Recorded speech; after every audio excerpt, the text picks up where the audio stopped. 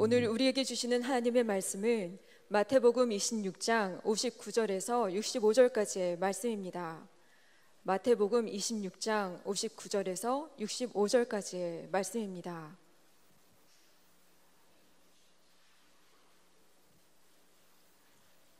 하나님의 말씀을 봉독합니다.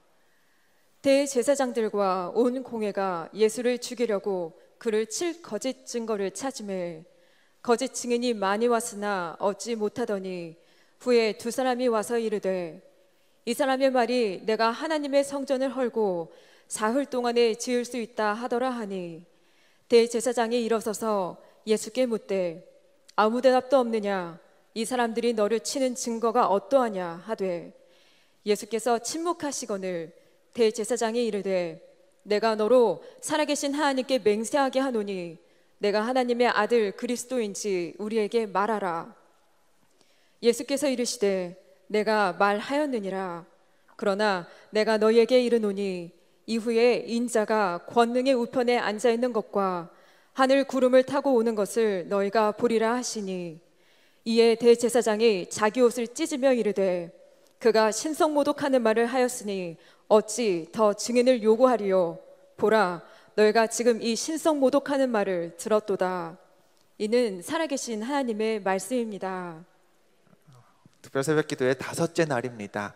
우리 가까이 계신 분들과 이렇게 인사 나누시죠. 내일까지 우리 승리합시다 하고 인사 나누시겠습니다. 오늘은 교육부가 또 함께 있어서 우리 자녀들과 함께 예배해서 더 풍성한 예배가 된 것 같습니다. 우리 어린이들 아침에 일어나는 거 쉬웠어요? 쉽지 않죠? 네, 고개를 절레절레 흔드는데요. 아마 제가 말씀을 전하는 중간부터 이제 졸음이 쏟아지기 시작할 겁니다. 그래서 저도 오늘 뭐 길게 하지 않겠습니다. 집에 가서요, 졸리면 낮잠도 자지만 또 너무 많이 자지 마세요. 그럼 또 밤에 잠 안 와서 내일 오기 또 힘들어져요. 건강관리 잘 하시고 컨디션 조절 잘해서 우리 내일도 다시 만나겠습니다. 오늘도 말씀 카드 받으셨나요? 오늘은 이제 예수님이 사실 어제죠. 오늘 이제 잡히시기 전에 어제 이어서 오늘 이제 예수님이 제자들과 우리가 화요일에 살펴봤던 그 그림처럼 최후의 만찬을 드신 때입니다. 그때가 또 생각나도록 이렇게 빵 덩어리를 이렇게 준비를 해보았습니다. 내일까지 말씀 잘 외우시고요. 그냥 카드만 모으지 마시고 뒤에 기록된 말씀 수시로 꺼내 보시면서 되새기시면서 그렇게 말씀을 가까이 하시길 바랍니다. 어제 말씀 기억하시나요? 보았으나 기억은 안 나는 걸 내가 어찌하리요. 네. 그들이 배들을 육지에 대고 모든 것을 버려두고 예수를 따르니라. 네. 어제 우리가 나눴던 말씀의 끝은 많은 것을 얻었다, 고기 많이 잡았다가 아니었습니다. 잡았지만 그것까지도 버려두고 예수님을 따랐다. 그게 우리가 어제 보았던 누가복음 말씀의 결론이었다는 것, 우리의 삶도 그렇게 되어야 한다는 것 꼭 기억하시길 바랍니다. 오늘 금요일은요, 예수님이 십자가에서 고통당하신 날입니다. 마가복음에 따르면 예수님은 오전 9시 무렵에 십자가에 못 박히셨고요. 누가복음에 기록된 바로는 오후 3시경에 숨을 거두셨습니다. 오늘 하루 우리를 위해 죽으신 예수님을 묵상하면서 목소리 높일 일이 있어도, 제가 조금 전에 기도할 때 이제 구했던 것처럼요, 목소리 높일 일이 있어도 참으시고 또 절제하면서 그렇게 경건하게 보내시길 바랍니다. 그러나 슬픔에만 빠져 계실 필요는 없습니다. 고난과 고통은요, 이제 끝입니다. 죽음 이기고 예수님 다시 사신 그 부활의 아침을 소망하면서 남은 고난주간도 함께 승리하시기를 축복합니다. 문제를 하나 드리면서 오늘 말씀을 열어보려고 합니다. 화면 보여주시죠. 자, 다음 중 직장인들이, 한국에서입니다. 직장인들이 문자나 카카오톡에 답할 때 가장 많이 사용하는 단어는 무엇일까요? 4번이 취향이 맞으시나요? 네. 뜻은 다 똑같습니다. 똑같진 않죠. 비슷합니다. 그런데 다 똑같은 표현은 아닙니다. 여러분은 누군가에게 특별히 이렇게 직장에서 보스한테 연락이 왔을 때 뭐라고 답을 하시겠습니까? 오답부터 한번 제껴보겠습니다. 1번 네는요, 너무 건조하고 너무 정형화되어 있어서 너무 안 친한 사이 같아서 잘 안 쓴답니다. 또 제낄 게 뭐 있을까요? 네, 2번과 3번은요 지나치게 가벼워 보여서, 이제 어른들이 보기엔, 직장인들이 보기엔 너무 애들 같아 보여서 또 안 쓴답니다. 또 우리 자녀들은 또 즐겨 쓰는 대답일 수도 있겠어요. 다음번에 제낄 거 5번은요, 내 점점점은 뒤에 있는 점이 핵심입니다. 점 없는 내와는 달리 뒤에 점이 오면 그 점의 개수만큼 시키니까 어쩔 수 없이 하지만 하기는 싫다라는 감정이 담긴 거랍니다. 점이 하나면 조금 하기 싫은데 할게. 점이 2개면 좀 많이 하기 싫은데 그래도 할게. 점이 3개면 되게 하기 싫은데 그냥 어쩔 수 없이 한다. 뭐 이런 거죠. 정답은 4번입니다. 잘 맞추시네요. 그냥 내보다 넵 하면 어떤가요? 좀 이렇게 빠릿빠릿하게 움직이는 그런 느낌이어서 이제 제일 선호하는 답변, 제일 많이 쓴다고 하는데요. 뭐 4번을 맞추신 분도 있겠지만 아니신 분도 계실 겁니다.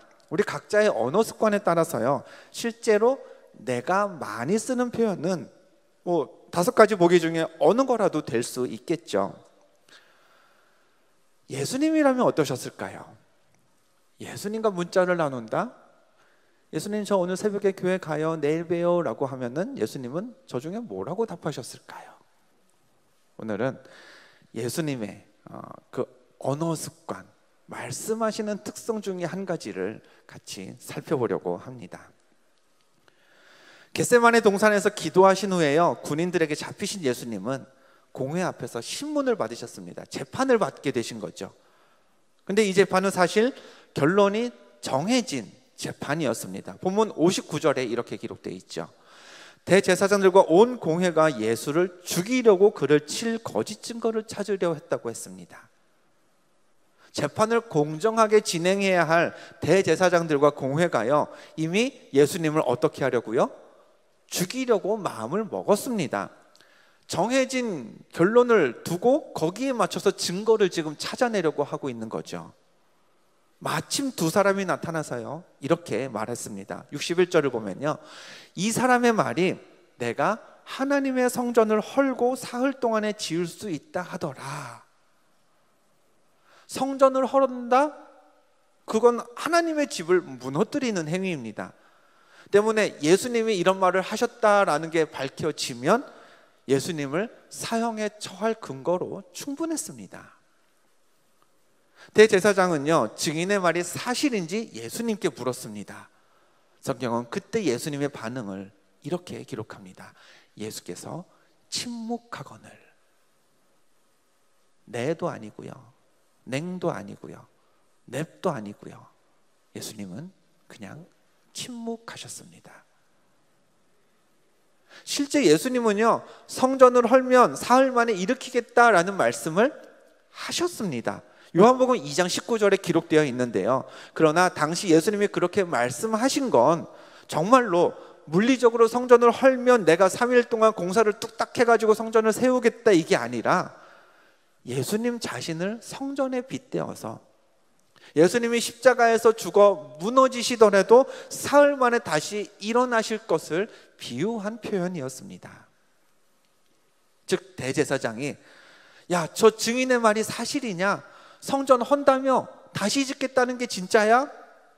그럼 예수님은요, 대제사장이 그렇게 물었을 때 그건 그런 뜻이 아니었다고, 진짜 성전 얘기한 게 아니라 내가 죽을 걸 비유해서 했던 얘기였다라고 적극적으로 해명을 하셨어야 맞습니다.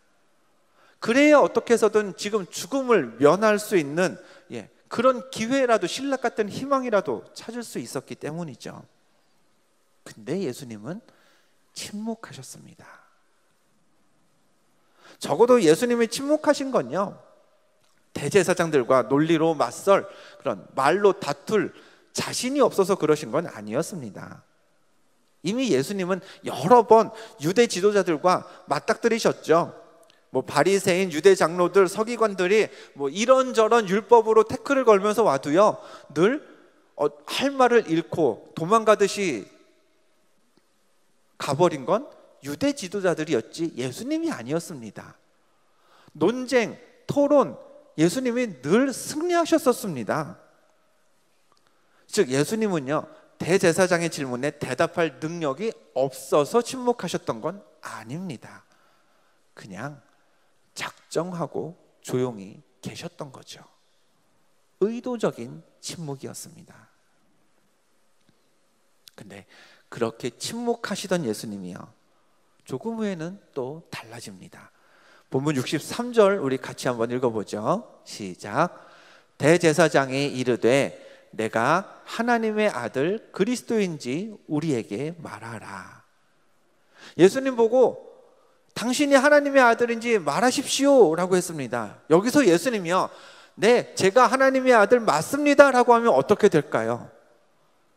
대제사장들은 당장 이 무슨 신성모독이냐 하면서 예수님을 죽이려 들게 뻔했습니다. 실제로 그렇게 했죠. 이런 상황에서 가장 현명한 방법은요, 그냥 침묵을 지키는 겁니다.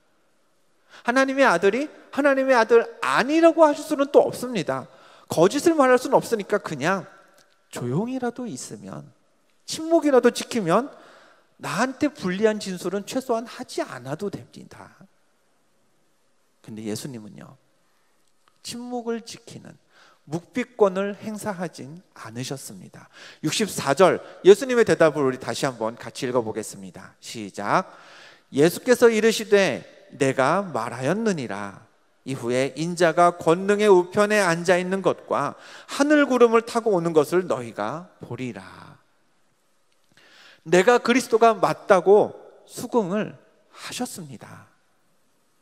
거기에 플러스 하지 않으셔도 될 말, 하늘에 올려졌다가 다시 올 거다라는 지금 상황에서는 굉장히 위험해 보일 수 있는 그런 말까지도 덧붙이셨습니다. 좀 이상하죠? 예수님은요, 적극적으로 해명이 필요했을 때에는 침묵하셨습니다. 거꾸로 차라리 아무 말 하지 않고 침묵을 지키는 게 나았을 때에는 안 해도 되는 말까지 덧붙이셔서 말씀을 하셨습니다.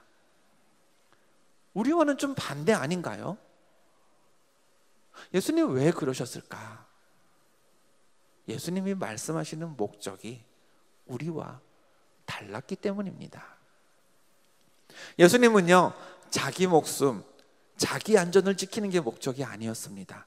그게 목적이었다면요, 성전을 헌다고 했던 그 증인들 말이 오해였다고, 그건 그런 뜻이 아니었다고 밝히셨을 겁니다. 또 자신이 하나님의 아들임은 되도록 오래 숨겼을 겁니다. 그런데 예수님이 그렇게 하지 않으신 건 모든 예수님의 말씀의 목적이 하나님의 뜻을 이루는 것, 모든 사람을 구원하기 위해 십자가를 짐으로써 하나님을 드러내고 하나님의 구원의 역사를 드러내는 것이, 그래서 자신이 하나님의 아들임을 알려서 많은 이들에게 믿게 하는 것이 예수님의 목적이었기 때문에 예수님은 그렇게 하셨습니다. 우리는 무엇에 목소리를 내고 또 무엇에 침묵하면서 살고 있습니까? 하나님의 뜻을 밝히는 일, 내가 하나님의 자녀라는 사실을 드러내는 말, 여러분은 많이 하시나요? 내 자리, 내 일상, 내 유익 지키기 위해서 목소리 낼 때는 많지만 우리는 난 예수 믿는 하나님 자녀입니다. 하나님은 그 아들 예수 그리스도를 십자가에 죽기까지 나를 사랑하셨습니다.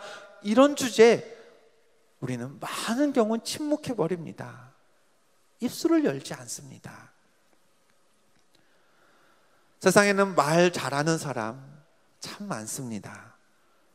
말 한마디에 굉장한 영향력을 끼치는 사람도 많습니다. 그러나 말로 중요한 일을 하는 사람들 대부분의 공통점은요, 자기에게 손해가 생길라 치면 큰 소리를 내면서 막 어필하다가 정말 불리한 상황이 되면, 부정할 수 없는 불리한 상황이 되면 거기엔 침묵합니다. 예수 믿고 구원받은 우리는요, 말하는 방법, 말하는 목적이 달라야 합니다. 가만히 있다가는 손해볼 상황이라 해도요, 예수 믿고 구원받는 것에 큰 지장이 없다면 오늘부터 조금 더 침묵을 지켜보는 건 어떨까요? 반대로 가만히 있어도 되는 상황이지만 그때가 내가 예수 믿는 사람이고 내가 하나님의 백성임을 밝힐 수 있는 기회라면, 누군가에게 복음을 전할 수 있는 찬스라면, 그러면은 목소리를 내는 게, 그게 예수님이 우리에게 보여주신 삶의 방법 아닐까요? 모든 게 디지털로 변하면서요, 오래전에 그냥 무심코 했던 말 한마디도 사라지지 않고 기록되는 시대가 지금입니다. 그래서 말 한마디의 영향력이 점점 커지는 때가 요즘 세상입니다. 그렇기 때문에 더욱 목소리 내야 할 곳과 그렇지 않고 침묵을 지켜야 하는 상황을 우리는 지혜롭게 구별할 수 있어야 합니다. 오늘 예수님은 십자가에 달리셨습니다.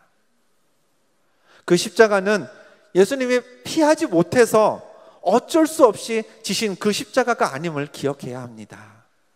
마음 먹고 입만 여셨더라면, 마음 먹고 대제사장들과 논리로 맞서셨더라면 예수님은 얼마든지 재판과 형벌을 피하실 수 있었습니다. 그러나 반론의 기회가 났을 땐 침묵하셨고요, 하나님의 아버지 되심을 밝힐 수 있을 때에는 여지없이 그 사실을 모든 사람들 앞에 알리셨습니다. 예수님처럼, 그렇게 하셨던 예수님처럼 하나님이 내 아버지 되시고 내가 하나님의 자녀임을 드러내는 일이라면 목소리를 내되, 그렇지 않고 조용히 용납하고 베풀어야 할 일이라면 침묵을 지킬 수 있는 그런 지혜로운 입술의 주인공 되시기를 주님의 이름으로 간절히 축원드립니다.